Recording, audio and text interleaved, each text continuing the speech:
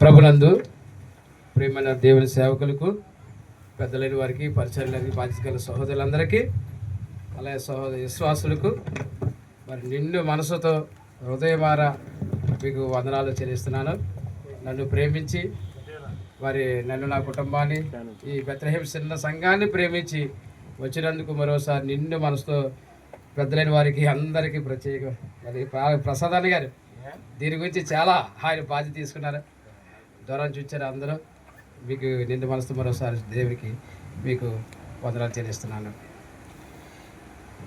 సహజంగా నేను ఈ కూడికి అసలు నేను పెట్టదనని అసలు నేను ఎన్నడూ తలంచలేదు. అసలు అంటే ఎన్నడంటే స్థానిక ఏదైనా ఒక మందిరం కట్టుకుని ఎదురు కట్టుకుని మనకంటే ఎదురు కట్టుకుంటే పెట్టుకుందాం అనుకున్నాను నేను. అయితే ఈ మధ్యకాలంలో నేను ఇంజనీర్గా మీకు అందరికి తెలుసు, బెంగళూరు సహజంగా నేను వెళ్తున్నాను. బ్రదర్ రూపస్ అన్న బ్రదర్ ద్వారా నేను అక్కడికి, అలా ప్రభాకర్ అని ప్రేమ గుడి ఉంది కదా, ఆయన ద్వారా మన రూపస్ గారు పరిచిపోయారు. తర్వాత అక్కడ కొంతకాలం తర్వాత బెంగళూరు జాన్ గారు ఉన్నారు. ఆయన చాలా నన్ను ప్రేమించారు, చాలా ఆదరించారని చెప్పాలి. ఆయన గురించి ఆయన ఈరోజు ఉంటే నాకు ఇంకా ఆనందం అధికంగా. ఆయన లేరనే ఒక బాధ ఉంది, కానీ అయితే ఆయన మరి మా కోసం వాళ్ళు ప్రార్థిస్తున్నారని నమ్ముతున్నాను. అలాగే మేము వెళ్తున్న సమయంలో బ్రదర్స్ అక్కడ మరి ఈబీఎస్ అక్కడ యూత్ మీటింగ్ వెళ్ళాము, అక్కడ ఈబీఎస్ మీటింగ్ వెళ్ళాము, అక్కడ సేవకుల మీటింగ్ వెళ్ళాము. అన్నీ వెళ్తున్న సమయంలో అన్న జానన్న గారు అన్నారు, మీ దగ్గర కూడా బ్రదర్ ఒక రోజు మరి సేవకుల మీటింగ్ పెట్టుకోండి, ప్రభు చిత్తం అయితే నేను అంతా నా సాధ్యమైన వరకు నేను చూస్తాను, మన సేవకులందరూ గిఫ్ట్లు ఇద్దాం, అన్నీ ఏర్పాటు చేయండి, మన వాళ్ళందరూ వస్తారని చెప్పి అన్నారు. నాకైతే నేను ఎక్కడ పెట్టుకోండి, నాకు ఇల్లు లేదు, మందిరం లేదు. నేను ఒక మల్లి గారి ఇంట్లో, మల్లి గారి ఇల్లు ఇది, మా పెద్ద పాప భర్త తిమోతి, తన మా ఇంచుమించు మా అత్తగారు అంటే మా బావగారు కొడుకు మేనల్లుడు, మా కుమార్తె ద్వారా ఇంట్లోకి గ్రామం రావడానికి మా కుమార్తె ద్వారా ఇచ్చాం. మా పెద్ద కుమార్తె ద్వారా ఈ గ్రామంలో సేవ దేవుడు, మా పెద్ద కుమార్తె స్టెల్లా గ్రేస్ తిమోతి ద్వారా ఇక్కడ సేవ కార్యక్రమం జరుగుతుంది. అయితే మరి నాకు ఏమి లేదు ఎలా పెట్టాలి ఏంటి అనుకున్నాను. కానీ 4-5 సార్లు ఆయన అడుగుతూ వచ్చారు, బ్రదర్ పెట్టుకుని బ్రదర్ నేను హెల్ప్ చేస్తానన్నారు. సరే ఒక రోజు అన్నాను, సరే అండి ఒక రోజు పెట్టుకుందామని. ఎప్పుడు పెట్టుకుందామా అనుకున్నాను. అయితే ఇక్కడ ఉన్న పరిస్థితులను చూస్తే ఎలా ఉంది ఏంటంటే సడన్గా అప్పుడు మా చిన్న కుమార్తె బర్త్డే జ్ఞాపకం వచ్చింది నాకు. ఎందుకంటే పోయిన సంవత్సరం తనకి అసలు ఏ విధమైన ఒక మంచి గుడ్డ కానీ ఒక బట్ట కానీ లేకపోతే కేక్ అని ఏది కొనలేదు. అమ్మ ఇది పుట్టినరోజు చేసుకోవద్దు, ఆత్మీయ పుట్టినరోజు సంవత్సరం ఫస్ట్ రోజు ఆ రోజు చేసుకో, ఆ రోజు కూడా మేము ప్రత్యేక కూడి పెట్టుకుంటే అందరూ భోజనం పెట్టుకుని పిలుచుకున్నాం. ఇంక ఇటువంటి వద్దమ్మా, శరీర సంబంధం వద్దు, మనకి ఆత్మ సంబంధం పెట్టుకోవాలని చెప్పి అందరూ పిలవండి, పైకి రమ్మ. కాబట్టి అనుకున్నప్పుడు అప్పుడు నాకు ఆ రోజు జ్ఞాపకం వచ్చింది. సరే అన్న మీరు ఓకే చేసేయండి, ఆ పాప ఎలాగ బర్త్డే వచ్చింది, ఆదివారం మీరు మా దగ్గర ఉంది, కానీ సోమవారం ఇలాగ ప్రత్యేక గుడిక సేవకులు మీటింగ్ పెడతారని అన్నారు. అక్కడ ప్రార్థన చేయడం జరిగింది. జాన్ గారు కూడా సర్లే మంచిది ప్రార్థన చెప్పారు, చాలా సంతోషించారు. అయితే సమయం దగ్గరికి వచ్చేగలిది పాపం జాన్ గారు ఆయన చాలా బిజీ ఉంటారు, సాఫ్ట్వేర్ ఉద్యోగం. ఆయన సేవ, ఆయన చాలా సేవకులకు చాలా అంటే చాలా అభిమానం, చాలా ప్రేమగా చూస్తారు.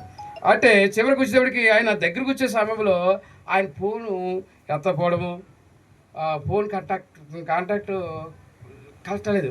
నేను అంతమందికి ఎక్కడికి వెళ్ళిన అక్కడికి మీరు రావాలని అందరికీ చెప్పుకుంటున్నాను, కానీ చివరికి వచ్చేటప్పటికి మొత్తం లైన్ కట్ అయిపోయింది. ఏంటి ప్రభు నేను ఏం చేయనిది, సెంటిమెంట్ ఏంటి, పాప పుట్టినరోజు పోస్ట్ పోన్ చేద్దామంతటికి నా పాప పుట్టినరోజు తనేం బాధపడదు, సెంటిమెంట్ అయిపోయింది నాకు. కాదంటే ఆ పిల్ల బాధపడుతుంది, అందరికీ చెప్పుకున్నాను, ఏమైపోతాను అనుకుని చాలా బాధపడుతున్నాను. ఫోన్ చేస్తున్నాను, ఏంటి ఎత్తలేదు. ఓ రోజు అయితే ఇంకా రాత్రి ఏదో మనకి యాకోబు చూడండి ఆ దేవుడితో పడినట్టు ఆ రాత్రి అంతా కాదు, కానీ నిజంగా రాత్రి అయితే చాలా ఏడిపించేసింది. ప్రభు నేను ఏం చేయనిది, ప్రార్థన చేసి కన్నీరు కార్చి ప్రభు ఏం చేయను, మరి ఎలా ఉంది పరిస్థితి, నేను ఎట్లా ఈ పని చేయను, అన్న ఫోన్ ఎత్తలేదు, వాళ్ళు ఎవరు వాళ్ళ కాంటాక్ట్ అవ్వలేదు, ఏం చేయాలి ప్రభు అందరికి చెప్పుకున్నాను అని అంత బాధపడుతున్న సమయంలో ఆ రాత్రి అంతా కన్నీటితో ప్రార్థన చేసుకున్నాను. ఉదయం లేచి బైబిల్ పరిశుద్ధ గ్రంథం చదువుకుని ప్రార్థన చేసుకుని మరలా నేను బండి వేసుకుని వెళ్తున్నాను అనమాట. బండి వేసుకుని వెళ్తుంటే ఏం చేయాలా అని ఆలోచిస్తున్నాను.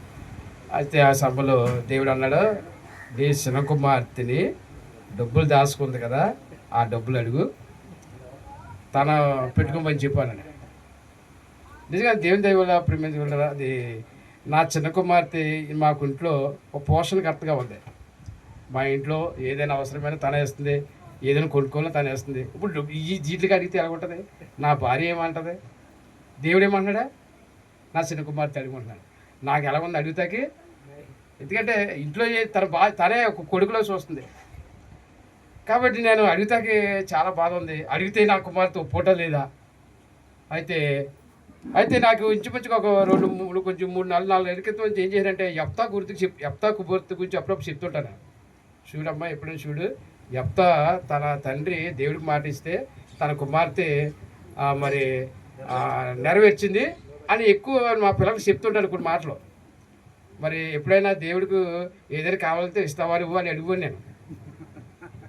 అది నాకు ఉపయోగపడుతుంది. అలా ముందుగా నేను ఏం చేశానంటే, అమ్మ మరి ఇలాగ ఉంది, ఎంతగా మరి ఆ యెఫ్తా కుమార్తె దేవుడికి లోపడ్డది, తండ్రి మాట కదలలేదు, యెహోవాకు మాట ఇచ్చింది కనుక ఆ ప్రకారం చేయమని చెప్పాడు కదా, మరి ఆ ప్రకారంగా చేస్తామని అంతకుముందు చాలాసార్లు నేను మా పిల్లలకి చెప్తుంటాను. అలాగే డాడీ, అలాగే దేవుడు చెప్తే చేద్దామని చెప్తుంది. అయితే నిజంగా నేను రోజు ప్రార్థన చేసుకున్నాను. నా భార్య అంటది, ఏదో ఫోన్ చేయాలన్నావు, ఏదో మరి సరుకులు తెచ్చుకోవాలి, డబ్బులు వేయాలని. నా భార్య పాపం బాధపడుతుంది. ఇంక దేవుడు చూసుకుంటాడమ్మా, అన్ని ఆ టైంకి అన్ని దేవుడు ఇస్తాడని చెప్పి నా భార్యకి చెప్తున్నాను. తనేమో ఎలా ఉంటుంది నీ పనులని తను ఏదో బాధపడుతూ మాట్లాడుతుంది. ఎందుకంటే నేను చేసే పనులు బట్టి తను మాట్లాడుతుంటుంది. అయితే ఓ రోజున శుక్రవారం లేదు శనివారం ఉదయం ప్రార్థన చేసుకుని మా కుమార్తెని నా భార్యని కూర్చోబెట్టి పేపర్ ప్రేయర్లో ఒక వాక్యం చదివించాను. ఏమిటంటే కొరింథీయులకు రాసిన పత్రిక అధ్యాయంలో ఒక 3 మాటలు ఉంటాయి కదా, ఉత్సాహంగా ఇచ్చేవానికి ఒక మాట దయచేసి చదవండి. దయచేసి సమయం అనుకోవద్దండి. దేవుడు నిజంగా ఇది చాలా అద్భుతమైన విషయం. ఇది 2 కొరింథీ 9 అధ్యాయము.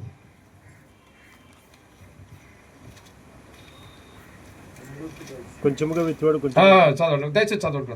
2 కొరింథీ 9 అధ్యాయం 6 వచనం చదవండి. కొంచెముగా విత్తువాడు కొంచెముగా పంట కోయిను, సమృద్ధిగా విత్తువాడు సమృద్ధిగా పంట కోయిను. ఏ పిల్లలేరమ్మా, వాళ్ళు రావాలి ముందర నాకు ఇక్కడికి. Okay okay okay. కాబట్టి చదవండి, మాట చదవండి. కొంచెంగా విత్తువాడు కొంచెముగా పంట కోయను, సమృద్ధిగా విత్తువాడు సమృద్ధిగా పంట కోయను అని ఈ విషయమై చెప్పవచ్చును. సనుగు కనుకయు బలవంతంగా కాకయు ప్రతివాడును తన హృదయములలో నిశ్చయించుకొనిన ప్రకారం ఇయ్యవలెను. దేవుడు ఉత్సాహముగా ఇచ్చువానిని ప్రేమించును. మరియు అన్నిటి యందు ఎల్లప్పుడూ మీలో మీరు సర్వ సమృద్ధి గలవారై ఉత్తమమైన ప్రతి కార్యము చేయుటకు దేవుడు మీ ఎడల సమస్త విధములైన కృపను విస్తరింప చేయగలడు. ఇందు విషయమై అతడు వెదజల్లి దరిద్రులకిచ్చెను, అతని నీతి నిరంతరం నిలుచును అని వ్రాయబడి ఉన్నది. చాలు, ఇంకా కింద చదివి చాలా ఉంది కానీ మీకు టైం చూద్దాను. ఇలా వాక్యం చదివి ప్రార్థన చేసి, అమ్మ దేవుడు మరి ఇలా ప్రార్థన చేసుకుంటే దేవుడు మరి కృతజ్ఞ కూడిక సేవకుల మీడిక దానికి భోజనాలు అయ్యే ఖర్చు మరి గిఫ్ట్స్ అన్నీ నువ్వు ఇవ్వాలి. 15,000 నుంచి 20,000 అవుద్ది. మరి నువ్వు దేవుడు నిన్ను పెట్టుకోమన్నాడు అని చెప్పాను. దేవుడు చెప్పమని చెప్తానమ్మా అన్నాడు. నా కుమార్తె అంది, సరే నాన్న. తనేమంది ఇప్పుడు, నాన్న నేను ఉద్యోగం చేస్తున్నప్పుడు అనుకున్నాను ఒక నెల జీతం దేవుడి కొరకు నేను ఖర్చు పెట్టాలనుకున్నాను.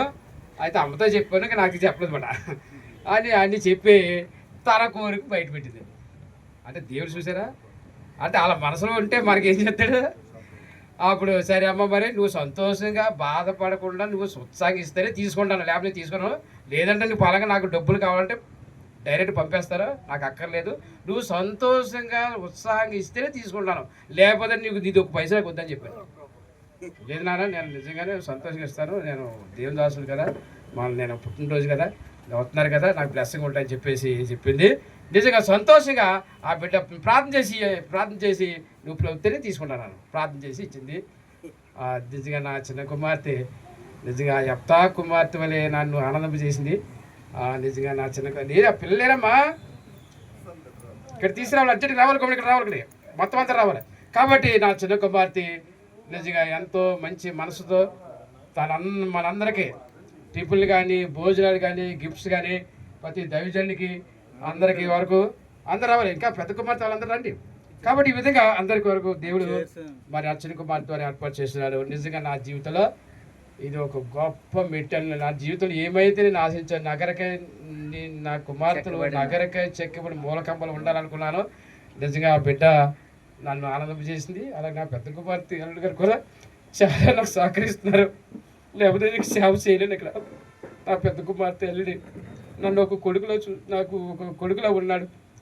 ఆ బిడ్డ నిజంగా నా పెద్ద కుమార్తె అల్లుడు లేకపోతే ఇక నేను ఉంటాక లేదు, నేను సేవ చేయడం లేదు. నిజంగా వాళ్ళు కూడా నాకు ఎంతగానో సహకరిస్తున్నారు. నా సున కుమార్తె సంఘ బిడ్డలు మీరందరూ కూడా నాకు సహకరించి వచ్చినందుకు, మమ్మల్ని ఆశీర్వదించినందుకు వందనాలు. మీ అనుదిన ప్రార్థనలో మా పరిచయం గురించి మా బిడ్డల కోసం ప్రార్థించమని మనసారా కోరుకుంటూ దేవుడి ఈ బాట సాక్ష్యాన్ని దీవించుగాక.